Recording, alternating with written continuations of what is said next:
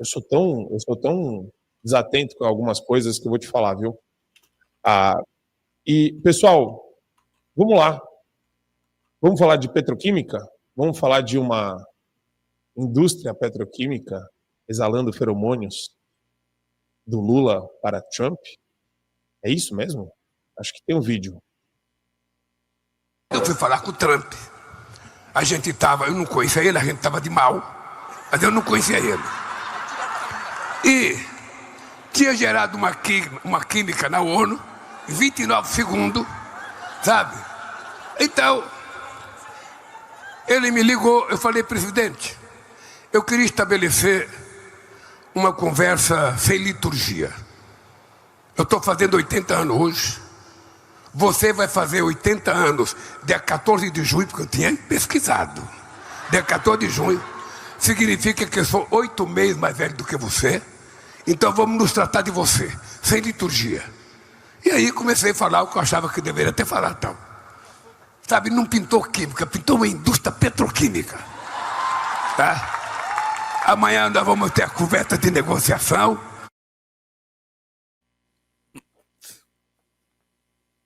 O cara estava até ontem chamando o Trump de fascista e nazista.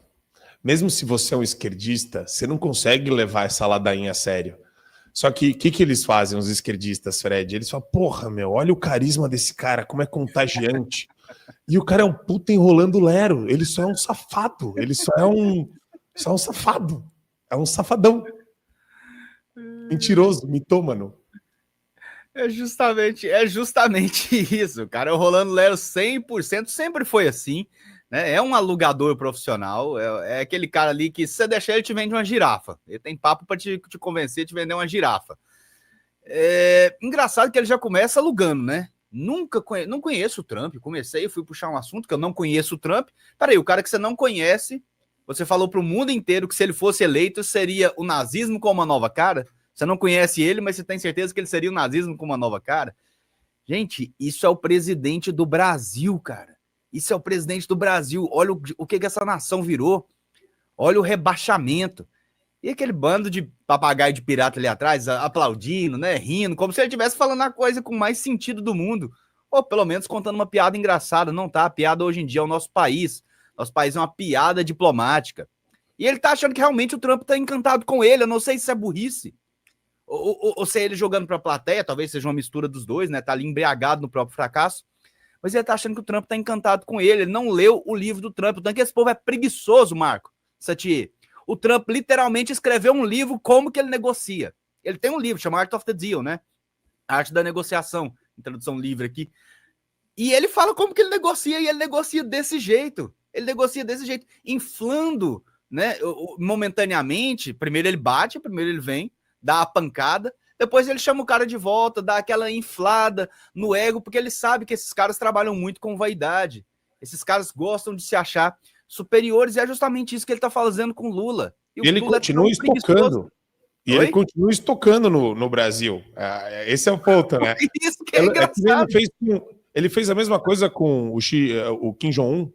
Ele fez a mesma coisa com o Kim Jong-un. Ele fez com o Kim Jong-un, ele fez com o Xi Jinping, inclusive, né, que é, convenhamos, muito mais poderoso e mais importante logisticamente, economicamente falando para os Estados Unidos do que o Brasil, né, que é o presidente da China e principalmente do Partido Comunista Chinês.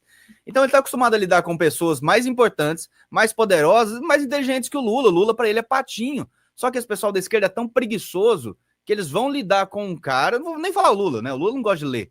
O Lula parece até que ele tem um livro escrito, né? Se eu não me engano. Eu acho que é a primeira pessoa na Terra que tem mais livros escritos do que lidos. Mas os assessores deles deveriam ler para entender como o Trump atua, como o Trump negocia. Não sou eu, né, que vou ficar dando essa dica aqui, insistindo nisso, até porque eu acredito que a atuação do Trump tem muito para beneficiar o Brasil, principalmente porque ela vai contra as atuações do regime petista e tudo que, como Reinaldo Azevedo dizia antigamente, né, não sei se você lembra, tudo que é bom para o PT é ruim para o Brasil e vice-versa.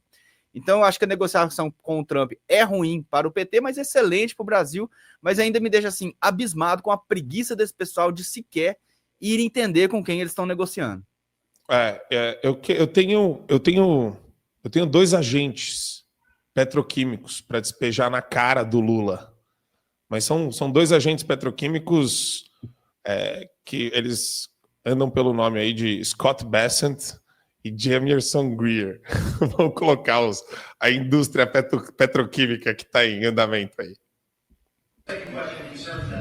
Cited that 1977 law. The question is about Brazil, the 50% tariffs on Brazil. Can you explain why they're being hit with 50% tariffs and why it falls under the umbrella of the International Emergency Economic Powers Act? Certainly, happy to do that. Now, to be really specific about Brazil, there's actually two regimes at place right here. There's the reciprocal tariff rate of 10% on Brazil, which everyone in the world has, which we're trying to do to control the global trade deficit, which is a huge problem for us.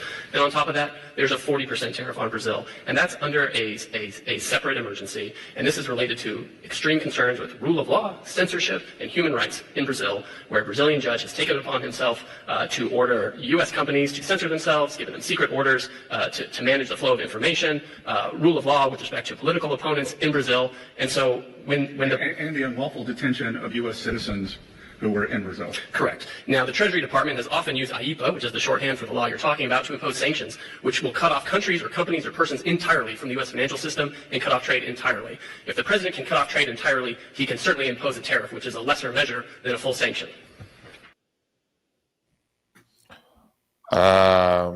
Eu peço até desculpas aqui pro pessoal, porque a legenda estava meio ruim, a imagem também, e tem gente que não entende inglês, mas eu vou tentar resumir aqui para quem assistiu e conseguiu ler a legenda. Eles basicamente estão deixando muito claro, dos 50% da tarifa, 40% tem nome, Moraes, Alexandre de Moraes, perseguição de cidadãos americanos, né, por autoridades brasileiras, perseguição política no país, criação de um complexo da censura, intimidação e constrangimento de empresas americanas no Brasil também. Quer dizer, meu querido Satier, eu acho que agora o Mauro Vieira vai sentar com o Marco Rubio e ele vai ter que... Ele tem 40% ali que a responsabilidade está atribuída.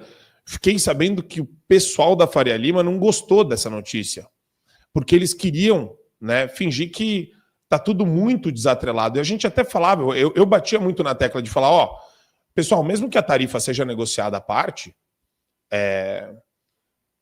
isso não está desatrelado porque o Marco Rubio vai cuidar tudo dentro do mesmo contexto. Só que os caras foram cirúrgicos, Satier. Eles deram a dimensão exata, o percentual exato. E o Marco Rubio agora, ele vai deixar muito claro, inclusive, se houver redução de tarifa, eles vão atribuir de qual percentual veio a redução. Olha que interessante isso. Existe a possibilidade de ficar a tarifa 40% dos 50%. Se sobrar isso é de inteira responsabilidade do Supremo Tribunal Federal e do Alexandre de Moraes, Satier. Os americanos abriram esse espaço para a gente.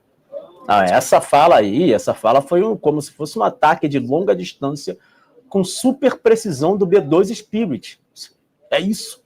Os caras mataram a cobra e mostraram o pau. Eles estão dizendo literalmente quais são os motivos e as razões pelas quais o Brasil, além de ser taxado pela guerra de balança comercial, que isso é o que está acontecendo em todo o mundo, na Ásia, por exemplo, na China, no Japão, na Coreia do Sul, e na Europa, vários países, Donald Trump, ele está tentando trazer uma balança comercial flexível e que ela beneficie, evidentemente, aos Estados Unidos. Esse é o interesse do Donald Trump por ser presidente dos Estados Unidos.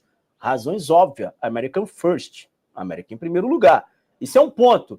Agora, no Brasil, a pergunta é muito específica. Então, você tem, além das taxações brasileiras, ele fala claramente que o que está acontecendo no Brasil e que elevou, inclusive, as taxações brasileiras é o lawfare. O lawfare é a interferência do Poder Judiciário na política e na vida das pessoas, sobretudo em cidadãos e empresas norte-americanas. Ou você se esqueceu o que o ministro Alexandre de Moraes, de maneira monocrática, fez com o Exxon aqui no Brasil? Ou você se esqueceu do que o ministro Alexandre de Moraes, de maneira monocrática, fez com Jason Miller, CEO da Getter, aqui no Brasil, no aeroporto, impedindo-o de se locomover, de sair e de entrar. Pela Polícia Federal, num baita constrangimento. Para quem não sabe, o Jason Miller, CEO do Getter, ele é um assessor especial de mídias digitais do Donald Trump. E o cara fica com o Donald Trump para cima e para baixo. Então, sim, está muito clara a mensagem do Tesouro norte-americano e dos seus assessores a respeito das taxações. Não adianta o café com ferry tentar agora fazer malabarismo retórico. Não, agora explica café com ferry. Explica para as pessoas agora que as taxações que o Brasil está sofrendo, diz respeito às arbitrariedades do ministro Alexandre de Moraes, do Supremo Tribunal Federal, que está judicializando a política e politizando a justiça, interferindo, censurando, um verdadeiro caça às bruxas.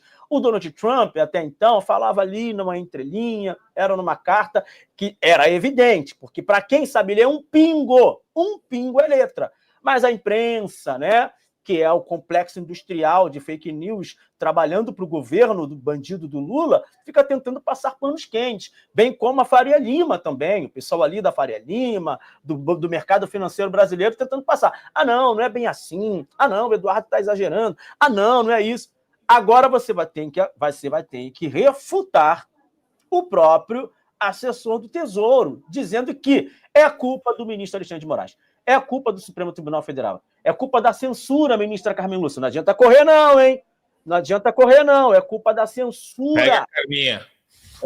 Ela censurou o Brasil Paralelo lá atrás, em 2022, só Sim. por um momento. Se é para permitir a censura, que eu detesto a censura, mas eu vou permitir só por um período eleitoral. Está todo mundo de olho nessa gente. E eu finalizo a minha análise dizendo, está claro, com todas as letras e mais claro, que a luz solar, que essas taxações, elas são também, além da barreira comercial, em razão do Alexandre de Moraes e desse governo maldito que está perseguindo o presidente Jair Messias Bolsonaro.